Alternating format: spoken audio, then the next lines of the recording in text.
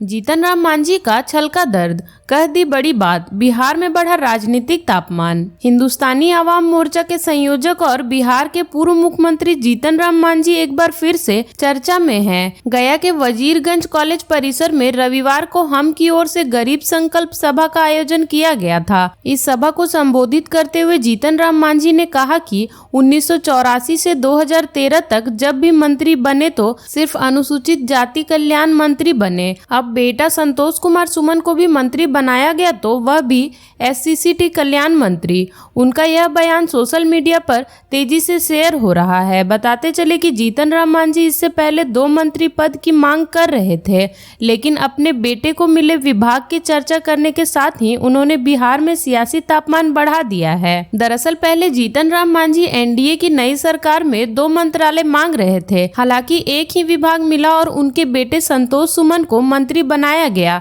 लेकिन उनको जो विभाग मिला है उसकी चर्चा कर कई तरह के राजनीतिक सवाल भी खड़े कर दिए। इसके साथ ही मुख्यमंत्री रहते उन्होंने जो काम किया था उसकी चर्चा भी उन्होंने किया। प्रेस क्लब की चर्चा करते हुए उन्होंने कहा कि मेरे प्रयास से प्रत्येक जिले में प्रेस क्लब तो बने, लेकिन अभी तक उसे पत्रकारों को नहीं सौंपा गया है। उन्होंने आगे कहा कि हमारे प्रयास से लगभग 7 लाख भूमिहारों को आवास के लिए भूमि दी गई, लेकिन उसका आज तक उस पर दखल नहीं हो सका है। सभी को संबोधित करते हुए मांझी ने कहा कि आगामी लोकसभा चुनाव में बिहार में NDA गठबंधन के साथ मिलकर सभी सीटों पर जीत दिलाना है। वहीं दूसरी तरफ मांझी ने कहा कि बिहार में भूमिहारों की संख्या 14 लाख है, जबकि सरकारी भूमि 16 लाख एकड़ है। उन्होंने प्रत्येक भूमिहारों के लिए 1-1 एकड़ जमीन देने की मांग की है। बिहार कांग्रेस के 4 विधायक खेमे से हैं अलग, नहीं गए हैदराबाद। जानिए MLA ने खुद क्या बताई वजह। बिहार में सियासी उलटफेर के बाद अब नई सरकार बनी है और NDA की सूबे में वापसी हुई है। नई सरकार को अब विधानसभा में बहुमत साबित करना है। महागठबंधन की सरकार गिरने के बाद अब कांग्रेस भी अपने खेमे को मजबूत व एकजुट करने में जुटी है। वहीं चुनाव को लेकर भी पार्टी आला कमान के साथ प्रदेश इकाई में पदाधिकारियों व जनप्रतिनिधियों का मंथन चल रहा है। इस बीच कांग्रेस में टूट की आशंका की चर्चा सियासी गलियारे में काफी तेजी से चली। इधर पिछले दिनों कांग्रेस के राष्ट्रीय अध्यक्ष मल्लिकार्जुन खड़गे ने बिहार कांग्रेस के तमाम विधायकों, सांसद, MLC व पदाधिकारियों के साथ बैठक की। इस बैठक में कांग्रेस के 3 विधायक मौजूद नहीं थे, जबकि कांग्रेस ने अब अपने विधायकों को हैदराबाद भेज दिया है। 15 विधायक इस टूर में शामिल हैं, जबकि 4 विधायक हैदराबाद नहीं गए हैं। उसमें कुछ विधायकों ने इसकी वजह भी बताई है। बिहार के दियारा इलाके में अपराध पर लगेगा लगाम, पुलिस मुख्यालय ने तैयार किया एक्शन प्लान। नीतीश कुमार अपने सुशासन के लिए जाने जाते थे और कानून और व्यवस्था को देखने वाले गृह विभाग को हमेशा अपने अधीन ही रखते हैं, लेकिन पिछले दिनों हुए सरकार में बदलाव का असर गृह विभाग खासकर पुलिस महकमे में दिखने लगा है। सरकार में भाजपा के आते ही पुलिस महकमा ने एक नया फरमान जारी किया है। बिहार के दियारा इलाके में जमे अपराधियों, माफिया और तस्करों को खदेड़ दिया जाएगा। उनके आतंक को समाप्त करने के लिए नीतीश कुमार की सरकार ने एक्शन प्लान तैयार किया है। एक्शन प्लान के तहत इन इलाकों से आपराधिक तत्वों को उखाड़ फेंकने के मकसद से स्पेशल पुलिस कैंप स्थापित करने का कवायद तेज हो गई है। सरकार ने गंगा, कोसी, सोन और गंडक नदी के किनारे का इलाका खासतौर पर चुना गया है। इन्हीं 4 नदियों के दियारा इलाके में मुख्य रूप से सभी तरह की आपराधिक गतिविधियां अधिक होती है। इसे ध्यान में रखते हुए दियारा इलाके में फिलहाल 50 पुलिस कैंप बनाने की रणनीति तैयार कर कवायद शुरू हो गई है। आने वाले दिनों में इसकी जरूरत के आधार पर इनकी संख्या बढ़ाई जा सकती है। बिहार झारखंड के कांग्रेस विधायक हैदराबाद ही क्यों भेजे गए? पार्टी में टूट की आशंका के बीच क्या है टूर की वजह? बिहार और झारखंड की राजनीतिक में बड़ा उथल पुथल मचा है। बिहार में महागठबंधन की सरकार गिरी और NDA वापस सत्ते में आ गई, तो वहीं दूसरी ओर झारखंड में हेमंत सोरेन की गिरफ्तारी के बाद चंपई सोरेन मुख्यमंत्री बने हैं। दोनों राज्यों में सत्ताधारी गठबंधन को अपने अपने विधानसभा में बहुमत साबित करना है। इससे पहले सत्ताधारी दलों में टूट टूट की संभावना को देखते हुए विधायकों को उक्त राज्य से बाहर रखा गया।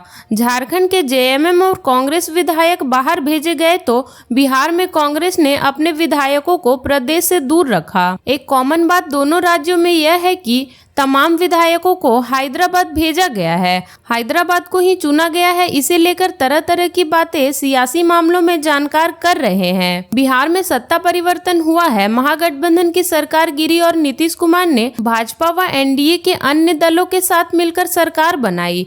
वहीं कांग्रेस के विधायकों को पहले आला कमान के लिए दिल्ली बुलाया और फिर सभी विधायकों को हैदराबाद भेज दिया गया है। यह चर्चा तेज हुई कि कांग्रेस को यह डर सता रहा है कि उनके खेमे में सेंधमारी का प्रयास सत्ताधारी पार्टी कर सकती है, इसलिए फ्लोर टेस्ट में ही विधायकों को बिहार लाया जाएगा। हालांकि बिहार कांग्रेस ने अपने विधायकों पर सत्तारूढ़ एनडीए द्वारा डोरे डाले जाने की चर्चा को अफवाह करार दिया है, साथ ही अपने सभी 19 विधायकों को एकजुट बताया है। बिहार कांग्रेस विधायकों का एक फोटो रविवार शाम एक्स हैंडल पर सामने आया है। इसमें सभी विधायक तेलंगाना के हैदराबाद हवाई अड्डा पर दिख रहे हैं। उन्हें एक बस के जरिए कड़ी सुरक्षा के बीच एक रिजॉर्ट पहुंचाया गया। इधर झारखंड में भी सियासी घमासान मचा हुआ है। पिछले दिनों हेमंत सोरेन को ईडी ने गिरफ्तार किया तो चंपई सोरेन ने मुख्यमंत्री पद पर शपथ ली। अब चंपई सोरेन को अपना बहुमत साबित करना है। इसके पहले जेएम और कांग्रेस में टूट की संभावना को लेकर तरह तरह की चर्चा चलती रही। इस बीच दोनों दलों ने अपने अपने विधायकों को हैदराबाद शिफ्ट कर दिया।